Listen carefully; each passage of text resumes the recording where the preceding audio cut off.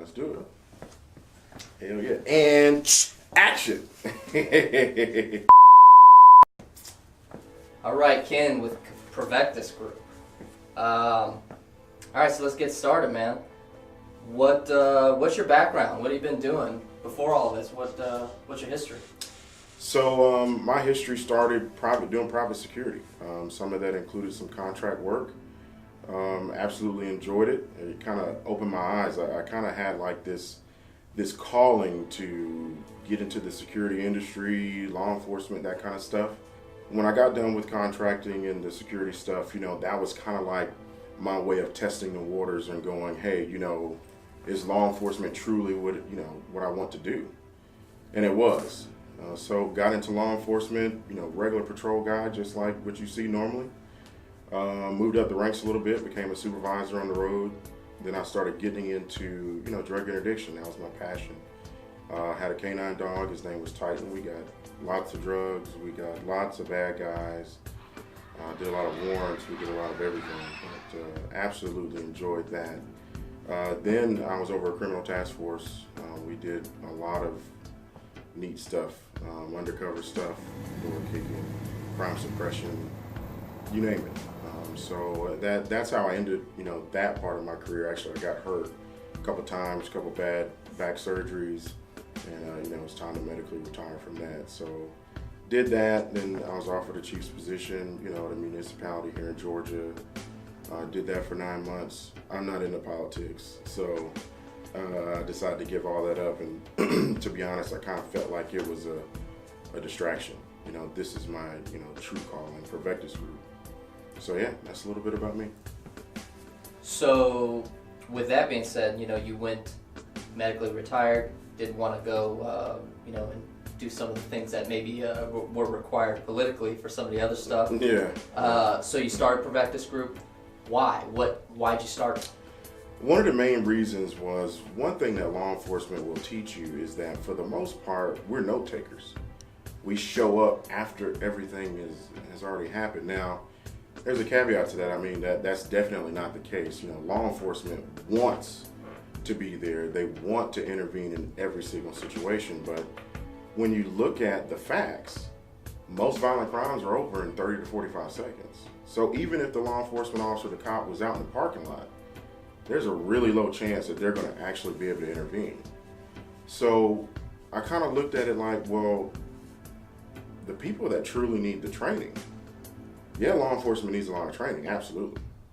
But the people who truly need the training are the people who are actively going to be involved in that violent encounter, that 30 to 45 seconds. They're the ones that need to be able to defend themselves. You know what I'm saying?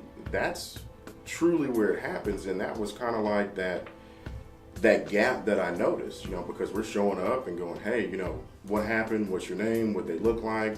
What time of the day was it? Blah, blah, blah. So that's why I did it. I mean, I've been teaching people how to shoot for a long time, and I kind of always knew, like in the back of my head, that I kind of really like doing this. Not the actual, whoa, man, yeah, I taught some folks how to shoot guns. What I really enjoyed and was the true passion was the actual teaching. I've known for, 12, 13 years, that I've got like a knack for this teaching thing. I know one day, I'm going to end up doing it. I didn't know how I was going to do it. I didn't know when it was going to happen. I just kind of knew I kind of like doing this. So that's why, I started Provectus Group. Honestly, when it all boils down to it, is to teach people how to stay alive. That's it. Now, these next couple of questions kind of can, they could even coincide. But the first one is, why is Provectus Group different? There's some other instructors out there, some other great courses out there. Why is that different? Well, the main difference between Provectus Group and everybody else, and this is something that I started noticing, when you're in law enforcement, you get the opportunity to go to a lot of training, especially when you're in a specialized division. Well, what I noticed was that you had the training here, the training that we're all used to seeing, and you're going to learn the tactics and you're going to learn all these different types of things. But there were very few, if any, teachers, educators, instructors that were actually teaching that kind of stuff and bringing together two things. And what I'm talking about, we've all heard of fight or flight, right? It's actually freeze, flight, then fight. Fighting is the last resort. The body doesn't want to do that right off the bat. So we call that the stress response. The autonomic nervous system is what's responsible for that. We've all experienced it, when you're like, you feel that knot in your stomach, or in your throat, somebody crossing over the WL line and about to hit you head on. You've already hit the brakes, turned the steering wheel, done all these things without thinking about it. That's the body's response. So I guarantee you in a gunfight, or if somebody's kicking your door, or if you're in the gas station getting your favorite drink, and you hear somebody say, get on the effing ground, I guarantee you that's going to happen. That's a subconscious response. It's going to happen. There's nothing, it's involuntary. So being that the body's going to react this way, why are we training or offering curriculum that blends the two? Because shooting on a square range and being fast and accurate and all these things is one thing. There's only so much stress that can be induced, if any. But this is going to happen. So you got to be able to perform while dealing with that kind of stress. So I think that's one of the main differences, where that's when I built the company, that was one of the pillars that it stood on. And all that stuff came from doing interdiction, learning how the body responds to stress. That's how we put people in prison. And kind of like, along with that, one thing we wanted to ask is, so why Provectus Group, but then also what can people expect? So you're out there, right. They see you out there next to, other courses that they may want to take. Sure. So they choose you. What can they expect when they get into a class? So what you can definitely expect is when you leave the class, you're gonna have the tools that you need as far as tactics are concerned. Knowing how to clear malfunctions, knowing how to do different types of reloads, learning how to fight from cover. Yeah, all that stuff's great.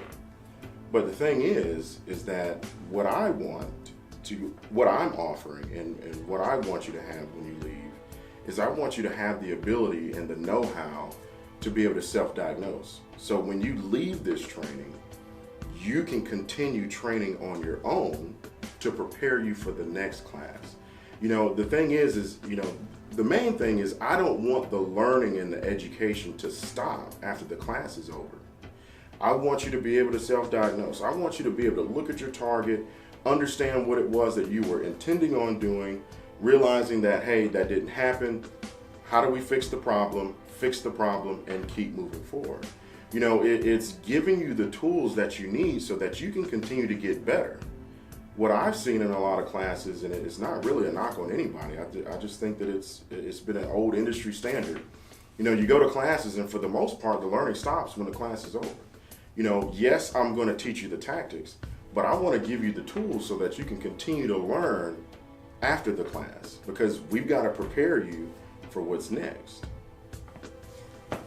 So why do you enjoy helping people? Because that's what this is. I mean, it kind of goes with the other question that I wanted to ask you was, why do you do this? So these kind of go hand in hand, a little more philosophical. Sure. Why do you do this, and why do you enjoy helping people? Because that's what you're doing. You're helping people potentially save their lives or save their families' lives. So why do you do it? Why do you enjoy it? It's because I give a shit about people. Period. Like, I truly care about people. I remember when I was in the police academy, and very first day they wanted you to write an essay on why you wanted to be a police officer. And for the guys that were in the same academy class that I was in can agree with this, they said, we don't want to read no shit about you want to help folks. And we were given a week, right? So immediately when they say that, I'm like, well, shit, what am I going to write about? Because I truly wanted to write about the fact that I want to help people. Because genuinely, that's why I do this. And we're not talking about like, hey man, I need a couple bucks, and I give you $20. We're not talking about that kind of help. Yeah, I'll help you, if you need that too. But I mean, when we really think about it, I'm teaching and empowering people to be able to protect other people so that you can protect your family, so that you can protect somebody that you don't even know. What greater gift?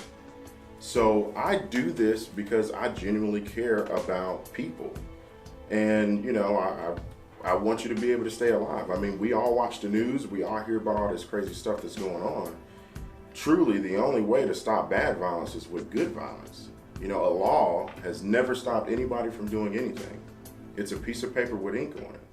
But you have to have those good people out there that are willing to put their lives on the line to protect others, whether it's a person in the military, person in law enforcement, or just an everyday person. You know, we call ourselves protectors and sheepdogs and all that kind of stuff, but that's essentially why. You know, I do this because I give a shit about you, and I want you to stay safe, and I want you to be able to protect other folks.